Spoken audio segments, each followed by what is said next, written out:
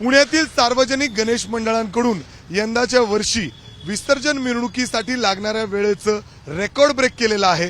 तब्बल 35 तासाहून अधिक वेळ ही मिरवणूक पुण्यात सुरू होती आणि आज सोमवार वर्किंग डे आहे। लोक कामानिमित्ताने बाहेर पडलेले आहेत आणि त्यांना नवीन समस्यांना तोंड द्यावं लागतंय। आपण जर समोर बघत असाल तर अलका टॉकी चौकामध्ये हा मोठा मंडप रस्त्याच्या मधोमध उभा करण्यात आलेला आहे आणि त्यामुळं या ठिकाणी वाहतूक कोंडी होताना दिसतीये। खरं तर या चौकामध्ये लक्ष्मी रोड असेल, टिळक रोड असेल, कुमठेकर रोड असेल किंबहुना डेक्कन परिसरातून येणारा रस्ता असेल ते इथं येतं आणि अशा पद्धतीने वाहतूक कोंडी या ठिकाणी होतीये। समोर जर आपण बघत असाल तर जो सुंदर देखावा आहे तो रस्त्याच्या अर्ध्या मध्ये उभारण्यात आलेला आहे। हा रस्ता पुणे हॉस्पिटलकडे जातो। तिथं देखील आपण बघतोय ॲम्ब्युलन्स आहे रस्त्यात, ती देखील त्या ठिकाणी अडकून पडलेली आहे।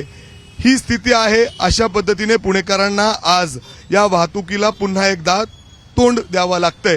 ही फक्त याच चौकातली स्थिती नाही तर पुणे शहराच्या मध्यवर्ती भागात असेल किंबहुना बाहेर इतर ठिकाणी असेल हीच परिस्थिती अनेक ठिकाणी दिसतायत। विसर्जन मिरवणुकीचे जे रथ आहेत ते देखील रस्त्याच्या मध्ये किंबहुना बाजूला तिथंच सोडून देण्यात आलेले आहेत आणि त्याचा परिणाम आपण बघतोय। काही लोकांशी बोलायचा प्रयत्न करू। सर, प्रॉब्लम हो रहा है ट्रैफिक में? बहुत ज्यादा प्रॉब्लम है। 1.5 घंटा हो गया घर से ऑफिस पहुंचने के लिए। 1.5 तास झालाय त्यांना, घरून निघाले आहेत परंतु अजून सुद्धा ऑफिसला पोहोचलेले नाहीत। हे सर्वसामान्य पुणेकरांच्या प्रतिक्रिया आपण जाणून घेण्याचा प्रयत्न करतोय। काही ट्रॅफिक होतंय, खूप मंडप मध्ये आहेत असं वाटतंय का? हो वाटतंय। हो, वेळ लागतोय, खूप वेळ लागतोय त्याच्यामुळे। बघतोय आपण अशा पद्धतीने प्रतिक्रिया पुणेकरांच्या आहेत।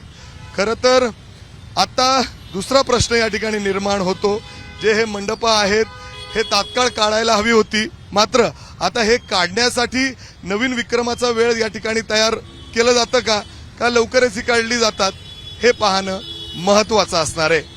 कॅमेरामॅन विजय राऊतसह मी मिकी गई, एबीपी माझा, पुणे।